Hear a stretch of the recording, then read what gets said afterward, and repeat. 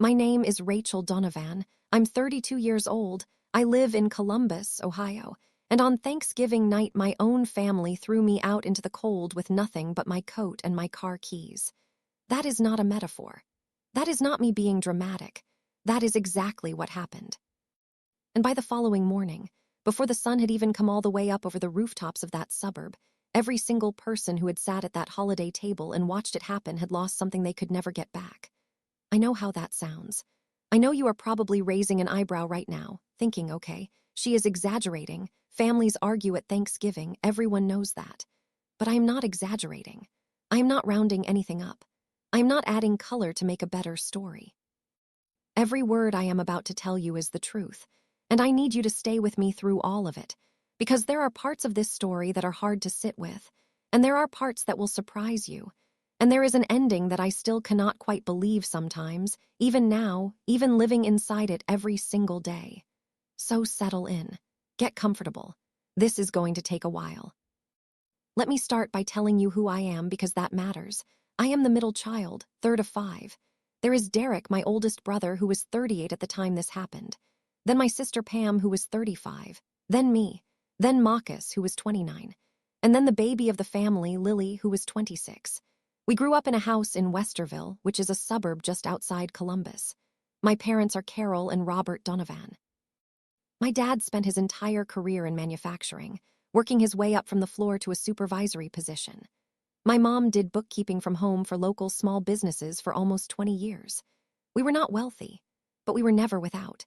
We had a big kitchen table and noisy Christmases and a backyard that smelled like cut grass every summer, and for a very long time, I thought that was enough to hold a family together. I thought shared history and holidays and blood was enough. I was 31 years old before I found out that it is not. There's a lot you need to know about the year leading up to that Thanksgiving, because nothing that happened that night came out of nowhere. It came out of 12 months of pain and change, and a family that did not quite know how to handle either one. About 14 months before that holiday, my husband of 6 years walked out on our marriage. His name was Joel. Joel was not a bad person. He was just a person who slowly stopped being in love with me and took a very long time to say it out loud. By the time he did, I had already been living with the ghost of it for close to a year. I had felt the distance. I had tried to close it. I had suggested counseling. I had tried to be softer, more present, more patient. None of it worked, because you cannot save something that the other person has already quietly decided to let go. The divorce was finalized after 8 months of paperwork and mediation, and the exhausting process of dividing a life into 2 separate piles. I walked away with my car, my personal things, a set of furniture I had picked out myself, and a bank account that was enough to rent a small apartment on the east side of Columbus. What I did not walk away with was any kind of emotional readiness for what came next. Joel and I had been together since I was 24. I had spent almost a third of my entire life building myself around another person. And when that person was gone, I had to face the deeply uncomfortable reality that I was not entirely sure who I was on my own. That is an honest thing to admit. It is not something I am proud of, but it is the truth, and this whole story is built on truth. The months after the divorce were some of the hardest of my life. I was not sleeping well. I lost weight I had not meant to lose. My apartment was quiet in a way that felt accusatory, like the silence itself was pointing out everything that was missing. I went through stretches where I would come home from work and just sit on my couch without turning the lights on. Not crying, not thinking anything specific, just sitting in the dark because turning on the lights felt like too much effort.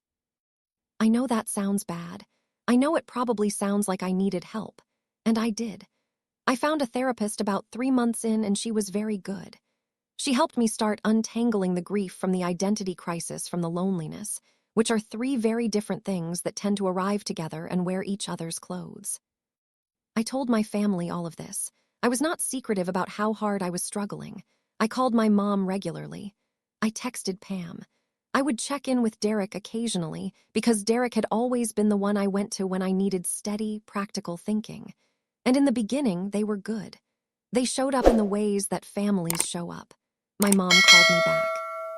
Pam came over one weekend with wine and face masks, and we sat on my couch for 2 days and watched movies, and she held me when I cried, which I needed more than almost anything. Derek sent me a long text once that was surprisingly gentle and said, "I am proud of how you are handling this." At the time, those things felt like love. And maybe they were. But love, I have since learned, is not just what people feel. It is what they do consistently. And the consistency started to fade. Around the 4 or 5 month mark, I noticed the calls from my mom getting shorter. I noticed Pam starting to say she was busy more often.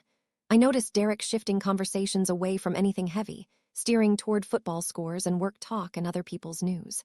I told myself they were just tired. I told myself that everyone has their own lives and their own struggles, and you cannot expect people to hold your sadness for you indefinitely. I kept going to therapy. I kept going to work. I kept getting up every morning and doing the basic things. And slowly, like someone turning a dimmer switch from dark back toward light, I started to feel like myself again. Not the old self. The new one. The one that was still figuring out the edges of who she was. About 6 months before that Thanksgiving, I met Daniel. And I want to be careful about how I tell this part, because I do not want it to sound like Daniel saved me. He did not save me. I was already saving myself by the time he came along. But he did make the process a great deal warmer and a great deal less lonely. We met at a backyard cookout in the summer. A mutual friend had invited both of us independently, which our friend now takes full credit for with the pride of someone who negotiated a major peace treaty. Daniel was standing by the grill with a beer, talking about something I could not hear from across the yard, and I noticed him because he was laughing at something the person next to him had said with this full, real, unguarded laugh, not the kind of laugh people do at parties to seem likable, the real kind, the kind that comes from somewhere genuine. We ended up talking for 4 hours, standing, then sitting at a picnic table, then sitting on a low fence when the table got crowded. We talked about everything and nothing the way you do when you meet someone and time starts behaving strangely. He brought me a cup of coffee 3 days later and we sat at a diner near my apartment for 2 hours, and by the time I drove home I was smiling in a way I had not smiled in over a year. He was kind. He was steady. He was funny without trying to be, which is the best kind of funny. He was a contractor, ran his own small crew, was good at his work and honest about it. He was not complicated. He was just good. And at that point in my life, simple goodness was exactly what I needed. I told my family about Daniel, casually over time, not making a big announcement, just mentioning him the way you mention things. I told my mom he was someone I had met over the summer. I told Pam a little more that we were spending a lot of time together, that I liked him a lot. I texted Marcus once and said I had met someone nice. I waited for the curiosity that you expect from family. The questions, the interest, the hey, when do we get to meet him? But mostly it did not come. There was a response here and there. A "that's great, Rachel," a "he sounds nice." But nobody pushed for details. Nobody asked me to bring him to Sunday dinner. Nobody seemed particularly invested. At the time I read it as them giving me space, letting me take things at my own pace after the divorce. Now I think it was something else entirely. Now I think they had already formed an opinion they had not shared with me yet. 2 weeks before Thanksgiving, my mom called. She said she wanted everyone home for the holiday. She said, just family this year, Rachel, nice and simple. I asked if I could bring Daniel. She hesitated. One of those pauses that feels longer than it is. Then she said, honey, let's make this one just us. Maybe bring him next time. I said, okay. I was a little stung, but I understood, or I told myself I understood. Big family holidays can get complicated with new additions. I was not going to make it a thing. I told Daniel I was going to my parents' for Thanksgiving and would be back that evening, and we would do our own little dinner the day after. He said, sounds good. Have a good time. He kissed me on the forehead. That was the last calm moment before everything went sideways. I drove to Westerville on Thanksgiving afternoon. I had made my grandmother's sweet potato casserole. I had bought a nice bottle of red wine. I had bought my mom a candle she had mentioned wanting, wrapped it in paper and put it in a bag with a card. I was trying. I want you to know I was really, genuinely trying to show up for this holiday in a full and present way. I had a lot to be grateful for that year, honestly. I was healthier than I had been in months. I was in therapy and it was working. I had a good man in my life. My job was going well. I had reasons to be grateful. I walked up to that house holding my casserole dish and my wine bag, and I was ready to be present. Ready to be Rachel again, the daughter, the sister, the middle kid who knew everybody's order at the pizza place and always remembered birthdays. I was ready. My mom met me at the door. She hugged me. It felt normal. She smelled like her perfume and the kitchen and Thanksgiving. My dad came out of the hallway and did his usual thing, the handshake hand-shoulder pat combination that was his version of a full embrace. Lily shrieked and ran over and hugged me too hard the way she always did, and I laughed and it felt real. For a few minutes, standing in that front room with my coat still on and the smell of turkey coming from the kitchen, everything felt completely fine. I set my dish on the counter. I found a glass and opened the wine. I walked into the living room where Derek and Marcus were watching football. And that was when I felt it, that quiet, low, internal hum that I had learned over years to pay attention to. The feeling that something in a room is slightly wrong in a way you cannot name yet. The feeling that the temperature is a few degrees off from what it should be. Derek looked up when I came in and said, "Hey," and then looked back at the game almost immediately. Not rude, exactly, but not warm either.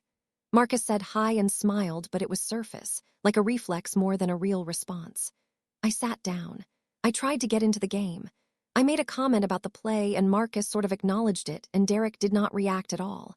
I told myself I was reading too much into things. Pam came through from the kitchen and said hi and gave me a half hug, the kind with one arm, the kind you give a coworker. I noticed it. I filed it. I did not say anything. I kept watching the game. I kept refilling my glass slightly. I kept trying to be normal and fine and here. And the whole time, underneath everything, that hum was getting a little louder. Just a little. Dinner happened around 4:30. The table looked beautiful in that way. My mom always made it look beautiful. Everything was out: turkey, stuffing, green beans with almonds, cranberry sauce, rolls, my sweet potato casserole right there in the center. My mom had put out the nice napkins. There was a candle on the table. My dad sat at the head. My mom at the other end. The five of us filled in the sides. And for a few minutes it was genuinely, actually lovely. There was the passing of dishes and the complimenting of food and my dad doing the carving ceremony that he performed every single year like a ritual. I was laughing at something Lily had said. I was watching my mom smile. I thought, maybe I was wrong. Maybe the weirdness I had felt was just my own anxiety, my own sensitivity, left over from a hard year. Maybe this was just going to be a good Thanksgiving. A warm one. The kind I had been hopping for. I raised my glass for my dad's toast, and I meant it. Then Derek put down his fork. That is the image I come back to, that specific moment. His fork going down against the plate with a small, deliberate click, and then his eyes finding mine from across the table. I can tell you exactly what his face looked like. Serious, prepared, rehearsed, almost. This was not the face of someone about to say something impulsive. This was the face of someone about to say something they had practiced. My stomach dropped before he even opened his mouth. He said, "Rachel, I think we need to talk about something." And I said, "Okay, what is it?" And I looked around the table as I asked because I wanted to see who was surprised by this. And nobody was. That was the answer. Not one face showed surprise. Lily was the only one looking at her plate in a specific way, the way you look at your plate when you know something bad is coming and you are ashamed to have let it get this far. Everyone else had the particular stillness of people who had agreed on something in advance. My mom had her hands folded in her lap. Marcus was looking at Derek. Pam was looking at the table. My dad was looking at the turkey like it was the most interesting turkey in the world. This had been planned. Every part of what was about to happen had been discussed and decided before I walked through that door. Before the hugs and the sweet potato casserole and the glass of wine. Before any of it. Derek said, "We are worried about you." I said, "What do you mean?" He said, "As a family, we have all been talking and we feel like you have not been dealing with the divorce the way you should be." I said, "Derek, it has been 8 months since the divorce was finalized." He said, "Exactly. 8 months and you are already in a new relationship." I said, "I am an adult, I am allowed to do that." He said, "We think you are using this new man as a way to avoid your emotions." I said, "Derek, I am in therapy every week. I am dealing with my emotions." He said, "Therapy is not enough when your judgment is impaired." And right there was when I felt it. That word, impaired. Like I was a witness who could not be trusted. Like I was incapable of making decisions about my own life. My mom leaned in and said, "Honey, we just care about you." We think you need more time to heal before you bring someone new into your life. And you being in your apartment alone over there, so far from all of us, we worry about you. We think you should move back home for a while, just for a few months, just to get stable. I looked at her. I said, Mom, I am stable. I have a job, I have an apartment, I have a therapist, I have a good support system. She said, Rachel, we are your support system. I said, I know that, but I am doing okay. She said, we think you could be doing better. And there it was. We think. We all decided. Every single word coming out of their mouths was in the plural because this had been orchestrated. This was not a concern that arose spontaneously at the Thanksgiving table.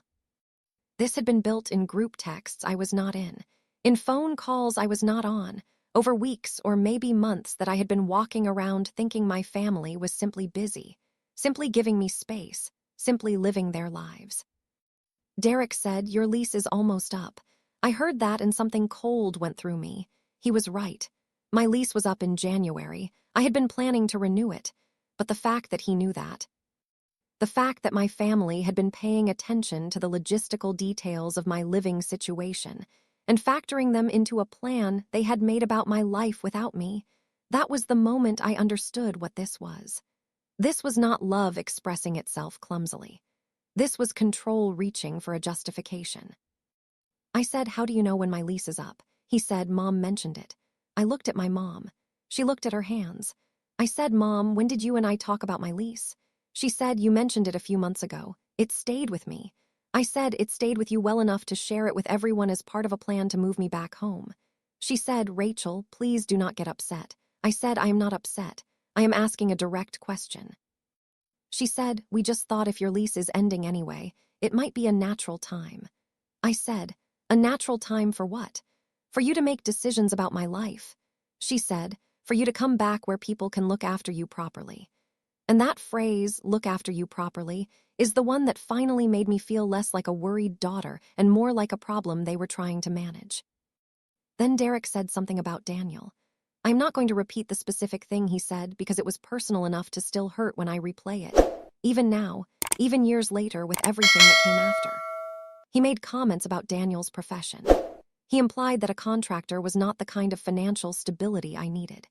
He used a tone that said he had researched this, that he had formed a judgment and hardened it about a man he had never once sat across a table from.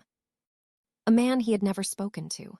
A man who had held me in a parking lot on a cold night and driven 40 minutes to find me and not said a single unkind word about any member of my family. Derek spoke about Daniel like he was a liability I had acquired, like he was evidence of my poor judgment. And I want to tell you that hearing someone speak that way about a person you love is a particular kind of infuriating that is hard to describe. It is not just anger. It is grief, actually. Grief for the relationship you thought you had with the person doing the talking. I looked at Pam. She was looking at the table. I looked at Marcus. He gave a small shrug, the shrug of someone who has decided to let the current carry them. I looked at Lily. Lily was looking at me, and her face said, I am so sorry, I could not stop this, please know that I tried. That look is the one I will remember most from that entire dinner. Not Derek's prepared speech, not my mother's folded hands. Lily's eyes, full of something that was somewhere between apology and helplessness. That is the image that stayed with me through everything that followed. My mother said, Rachel, if you are not going to listen to what we are saying, maybe it would be better if you went home. I want to pause on that sentence for just a moment. She said, if you are not going to listen, as though listening meant agreeing, as though the only acceptable response to what they were telling me was, yes, you are right, I will do what you have decided. And when I did not offer that response, when I said instead that I did not need to move home and that I was doing fine and that they had never even met Daniel, the conversation stopped being a conversation. My mom said, you are being defensive. I said, I am being honest. She said, you are being disrespectful. I said, I am disagreeing with you. There is a difference. And Derek said, this is exactly what we are talking about. And I thought, what are you talking about exactly? The fact that I will not quietly accept being managed. The fact that I am 31 years old and still somehow expected to fold myself into whatever shape this family decides is appropriate. My dad did not speak through most of this. He sat at the head of the table and worked on his turkey and was, for all visible purposes, somewhere else entirely.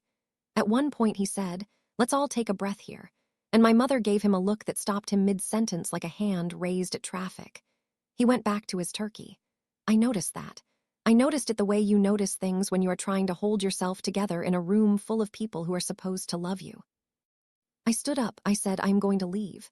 My mom said, Rachel, do not be dramatic. I said, I am not being dramatic. I made a casserole and I brought wine and I came here to have a nice holiday, and instead I found out that my family has been discussing my life behind my back and decided I need to be managed.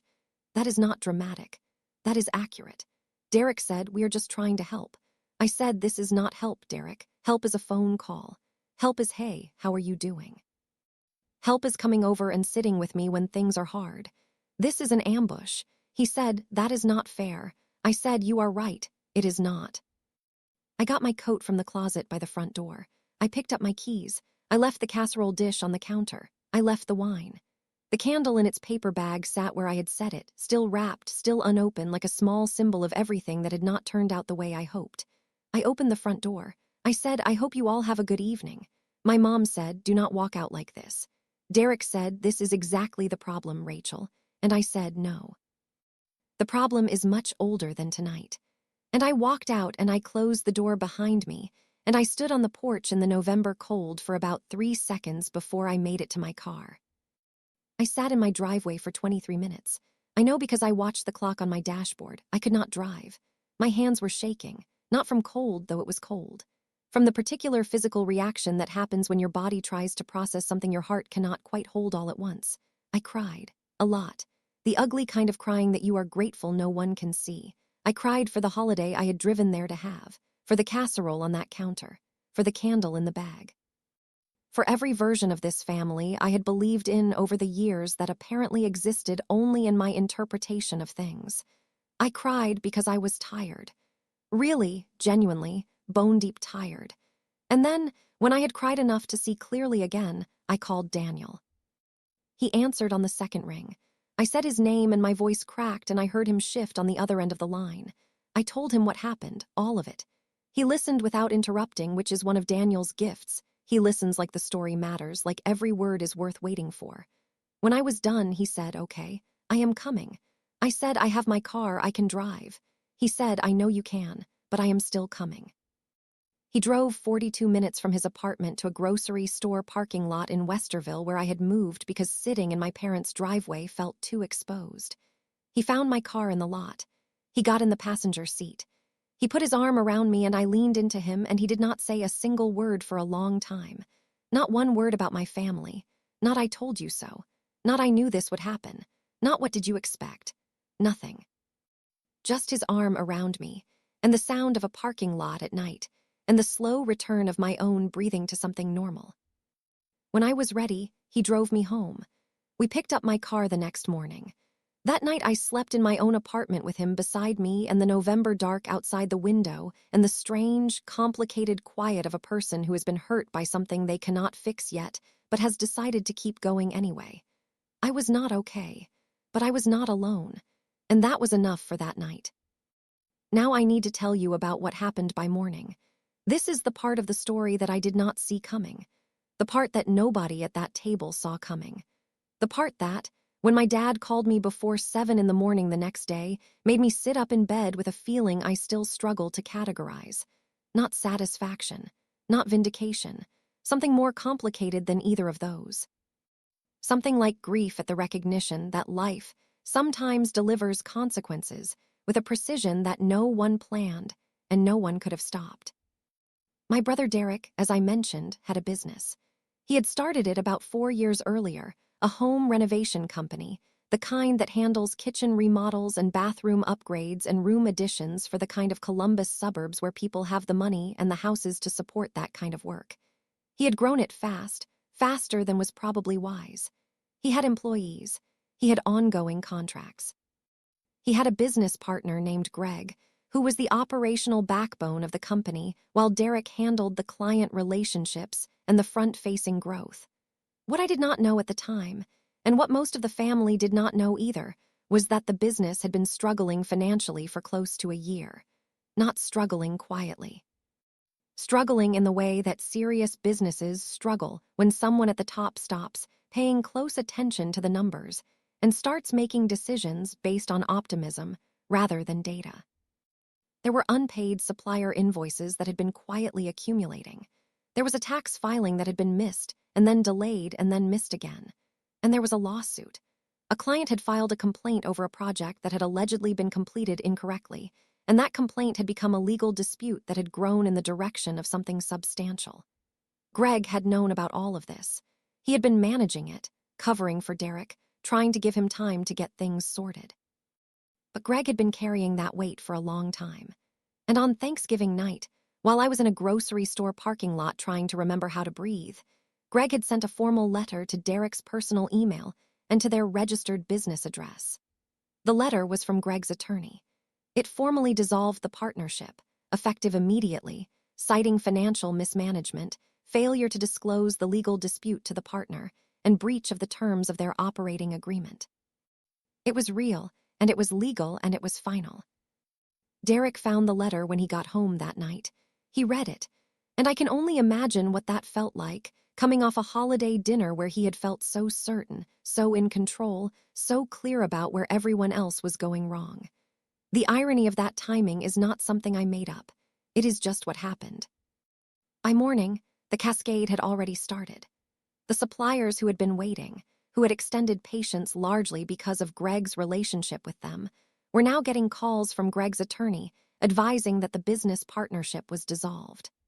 The lawsuit, which had been proceeding slowly, was now moving with more momentum because Greg, who had been the one managing the relationship with the mediator, was no longer there to hold things in a careful position. And my parents, who had invested $60,000 of their savings in Derek's company as a startup loan, woke up on the morning after Thanksgiving to the reality that the thing they had put their money into was in serious trouble. My dad called me at 6:58 in the morning. I know the time because I still have the call in my phone.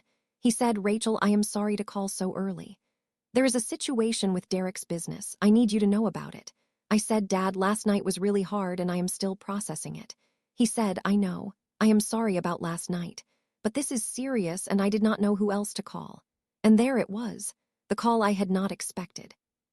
From the family that had told me the night before that my judgment was impaired, that I was unstable, that I needed to be managed and guided and moved back home. And here was my father calling me before 7 in the morning the day after Thanksgiving, because when something serious was happening, when something actually needed to be handled, I was the person he reached for. That landed. I am not going to pretend it did not land. I told Daniel what was happening. He said, "You do not have to go." I said, "I know." He said, "They treated you badly." I said, "Yes." He said, "What do you want to do?" And I said, "I want to go help, because they are still my family." He nodded. He did not try to talk me out of it. He said, "Do you want me to come?" I said, "Not today. Today I need to go alone." He said, "Okay, call me if you need anything." I kissed him, and I drove to Westerville for the second time in less than 12 hours. Walking back up that driveway was one of the stranger things I have ever done. The driveway I had reversed down in tears less than 12 hours earlier. The porch where I had stood in the cold for 3 seconds before making it to my car. The door I had closed behind me with what felt like finality. I knocked this time instead of just walking in. My mom answered. She looked like she had not slept. She looked smaller somehow, which I had not expected. She said, "Thank you for coming," and she started to say something else, and I said, "Mom, let's handle what needs to be handled right now. We can talk about everything else later." She stepped aside. I walked in.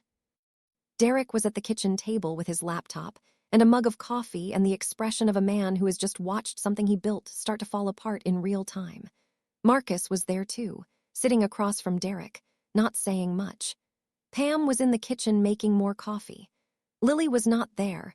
I found out later she had already texted me by the time I arrived, but I had not looked at my phone. My dad was standing by the window. He turned when I came in and he looked at me in a way I will carry with me for a long time. It was not just relief. It was something heavier than relief. It was the look of a man who understood, in that moment, what he had been part of the night before and what it meant that his daughter had driven back anyway.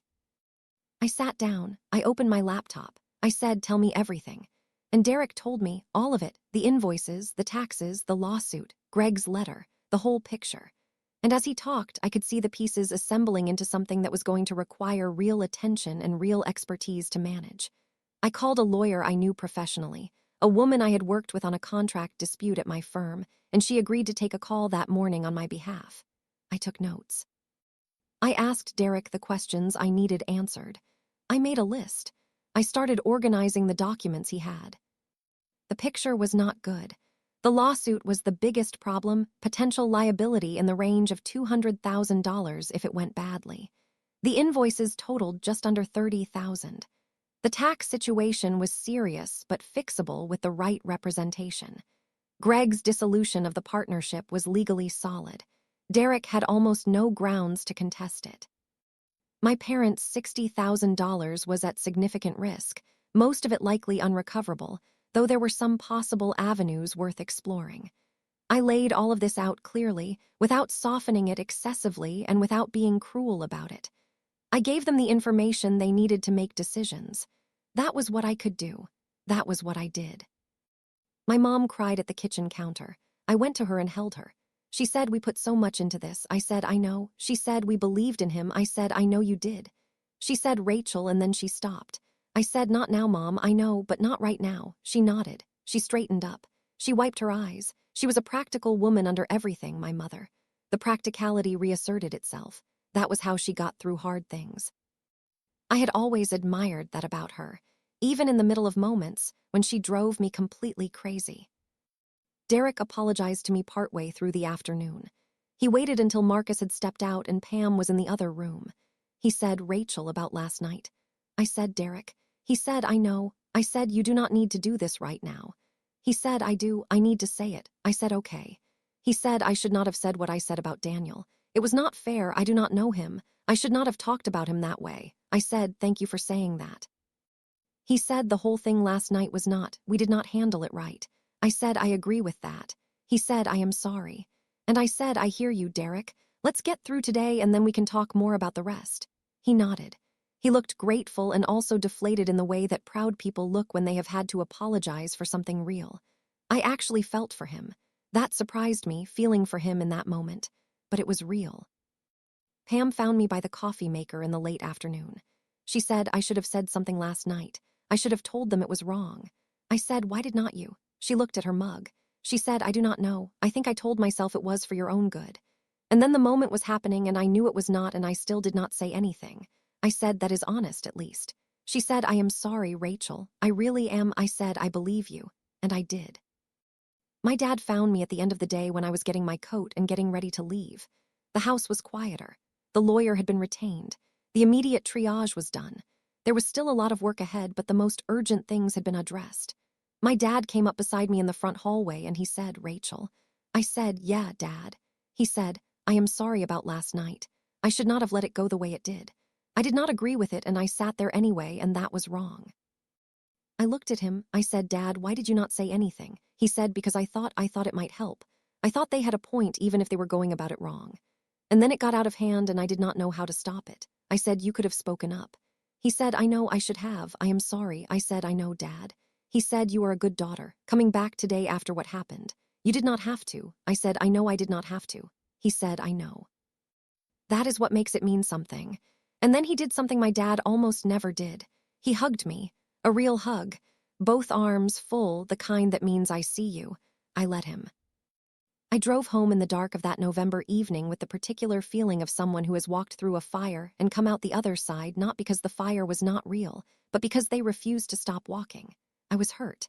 I was still very much hurting. Nothing that had happened that day had resolved or healed what had happened the night before. Apologies do not rewind events. Family does not get to undo things just by being sorry.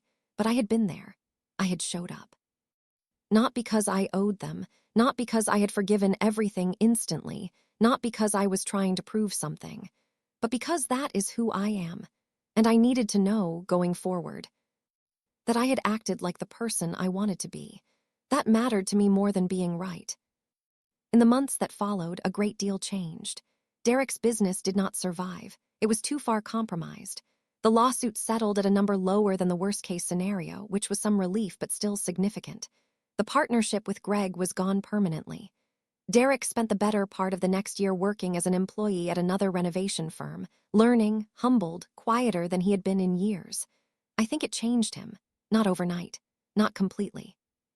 But it changed something in him in a way that his behavior began to slowly reflect. He stopped being the person who always knew what everyone else should be doing with their lives. He became someone more careful with that kind of certainty. That is not nothing.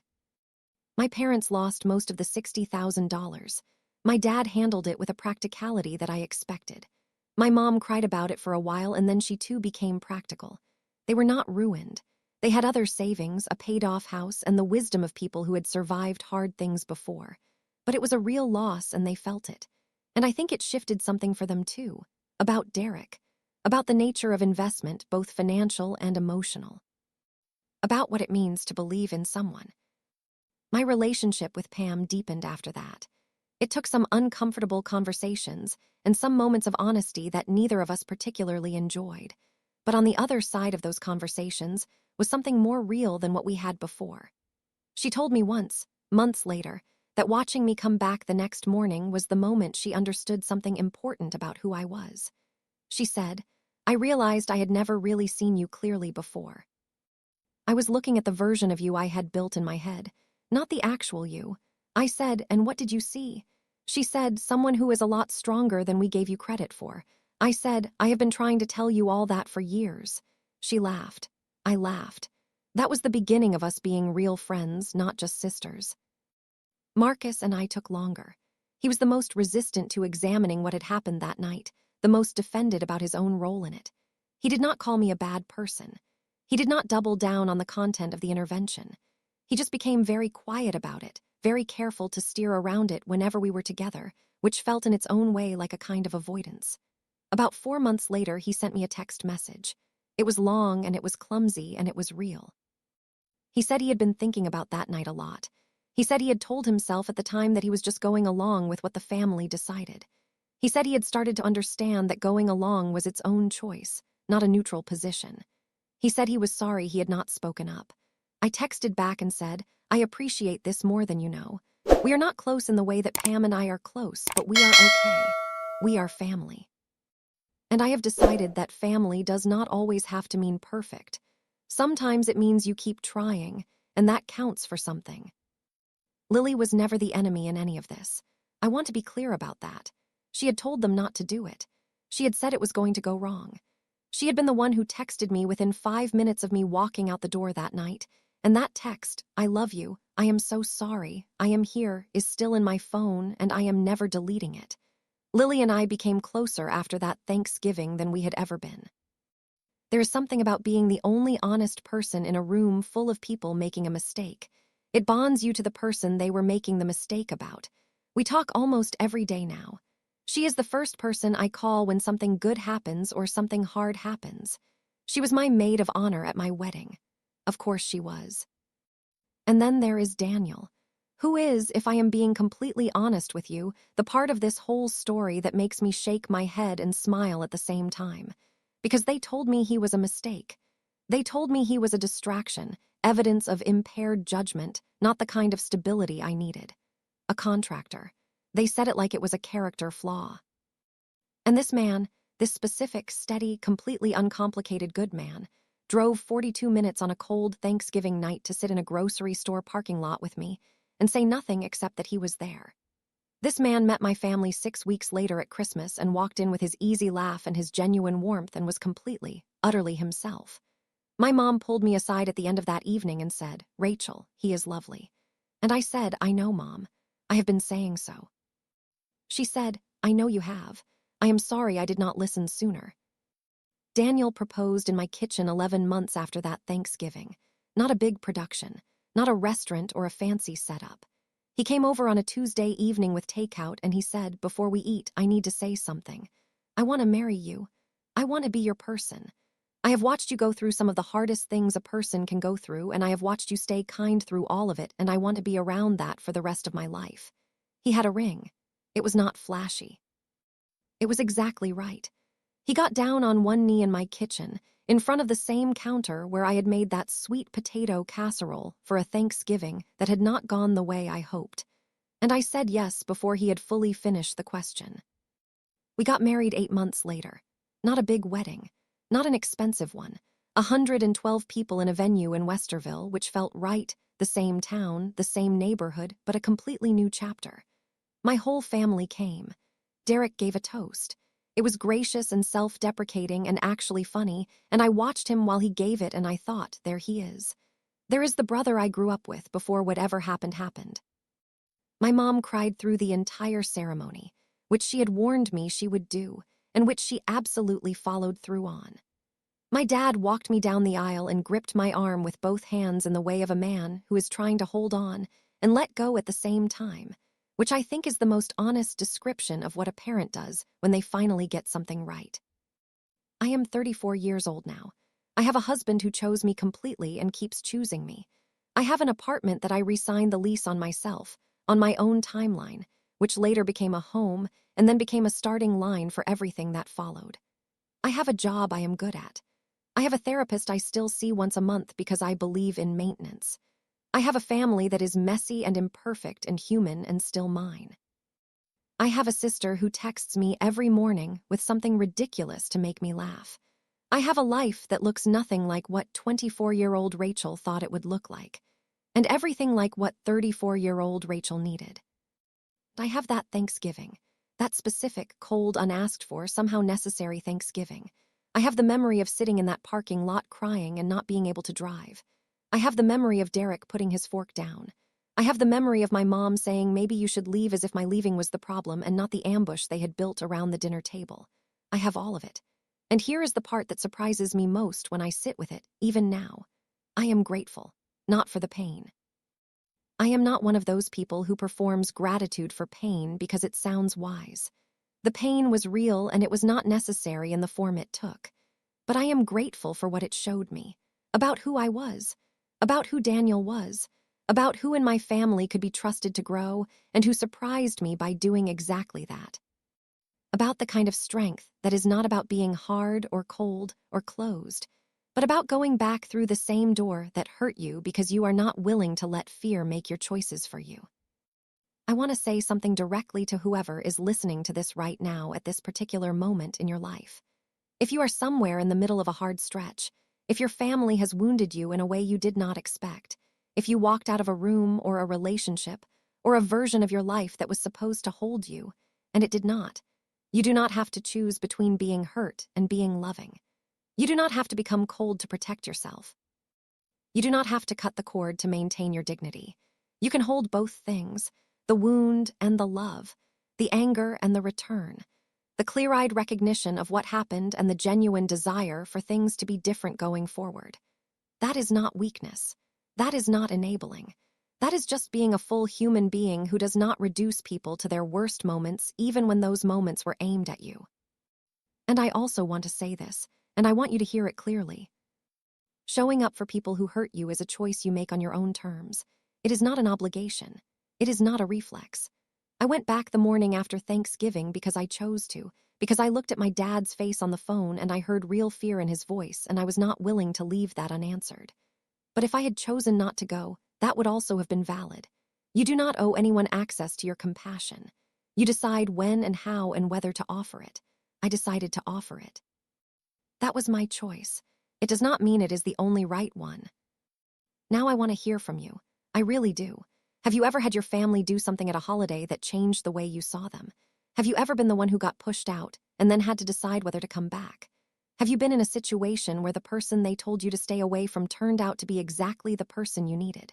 Drop your story in the comments below. I read every single one, everyone. And sometimes your stories are what get me through my own complicated weeks. So please share with me. Tell me what happened. Tell me how you got through it. Tell me where you are now. If this story moved you at all, if any part of it landed somewhere real, please give this video a like. It genuinely helps more people find this channel. It tells me that what I am sharing is reaching the right people. And if you are not subscribed to the family I knew yet, please do that right now. Every story on this channel is told exactly like this one. No performance. No dramatization for its own sake.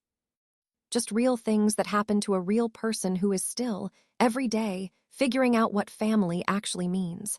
I am so glad you were here for this one. Thank you for staying all the way to the end. That means more than you know. I will see you in the next one. There is one more thing I want to say before I go, and I have been sitting with whether to include it or not. I decided yes. I decided yes because I think it is the part that actually completes this story in the truest way. About 6 months after Daniel and I got married, Derek came over for dinner. Just him, not the whole family. Just my brother and my husband and me at our kitchen table. We ordered pizza. We drank beer. And we talked the way we had not talked since we were younger, since before the divorce and the business and the intervention, and all the weight that had accumulated between us over the years without us noticing, it was piling up. Derek talked about the business. He talked about what it had been like to watch it fall apart. He said, I think I had been running from the numbers for about a year before it collapsed. I think some part of me knew it was going wrong, and I did not want to face it. He said, and then I sat at that Thanksgiving table thinking, I had all the answers about your life when my own life was already crumbling. He shook his head. He said, I have thought about that a lot. I said, I imagine you have. He said, I am embarrassed by it. I said, Derek, the embarrassing part is not the business failing. The embarrassing part is what you did to me at that table. He looked at me. He said, I know that. I said, but I am also sitting here with you right now. He nodded slowly. He said, I know that too. Daniel was quiet through most of this. And at the end of it, when we were cleaning up the pizza boxes and the beer bottles, Daniel put his hand on Derek's shoulder and said, she talks about you a lot, you know, good things. Derek looked surprised. Daniel said, she does, she always has, even when she was angry, even in the parking lot, even the day after. He did not make her stop loving you. Nobody could have. Derek did not say anything for a moment. Then he said, that is the nicest thing anyone has said to me in a long time. And I think he meant it. That is the thing I want to leave you with. Love does not stop just because it gets hurt. It changes. It gets more honest. It finds new shapes. But if it is real, it does not just switch off because you had a bad Thanksgiving. My family hurt me. I am not pretending they did not. They staged an ambush at a holiday table and they used my vulnerability as the justification, and they had been planning it for weeks without once picking up the phone to say, hey, how are you actually doing? That happened. I am not revising that. But they also, when it came to it, most of them eventually showed up differently. Not perfectly, not all at once, but differently. And I showed up differently too. And somewhere in all of that showing up, something became more real than it had been before, more honest, more durable. The kind of family that has actually been tested and is still standing. I live in a house now, not an apartment. Daniel and I bought it last spring. It has a kitchen with enough room for a table that can seat 12. We host Thanksgiving. My whole family comes. My mother brings her green bean casserole even though nobody asked her to. My dad carves the turkey with the same ceremony he always has. Derek brings his girlfriend, who is good for him in ways I am glad to see. Pam brings her kids. Marcus comes and is quieter than everyone else and eats more than anyone else and makes us all laugh at least once. Lily shows up first and stays latest and always helps me do the dishes. And Daniel stands in the kitchen with me the morning before everyone arrives, making the sweet potato casserole from my grandmother's recipe, and he tastes it from the spoon and says, it is perfect. And I say, every year you say that, and he says, every year it is true. And it is. Every year it is true. I am Rachel Donovan. I am 34 years old. I live in Columbus, Ohio. And this is how I found out that the worst night can be the beginning of something better if you are willing to walk back through the door in the morning. Thank you for listening. And one final thought, because I keep coming back to it and I think you deserve to hear it plainly. The people in your life who see you clearly, who see you even when you are sitting in a parking lot in the dark, who drive 40 minutes to find you, who stay quiet until you are ready to talk, who do not make your pain about themselves, who choose you not because you are easy or uncomplicated, but because you are worth the complication, those people are rare. Not rare like diamonds, which is a cliché. Rare like the kind of quiet in a house after a storm. The kind of rare that you only recognize once you have gone long enough without it to know the difference. When you find that, hold on to it. Not out of fear, not out of desperation, but out of clear-eyed, wide-open gratitude. The kind of gratitude that comes not from things being easy, but from knowing exactly how hard they can be and choosing this instead. That is what I have with Daniel. That is what that year gave me, underneath all the rest of it. The capacity to recognize something real when it was sitting across from me at a cookout, laughing a laugh that was not performed for anyone. I hope you find yours. I hope you already have it and you know it. And if you are still waiting, keep going, keep walking. The parking lots are temporary. The mornings are real. If you made it this far, please subscribe to the family I knew and come back for the next story, because there are many more to tell.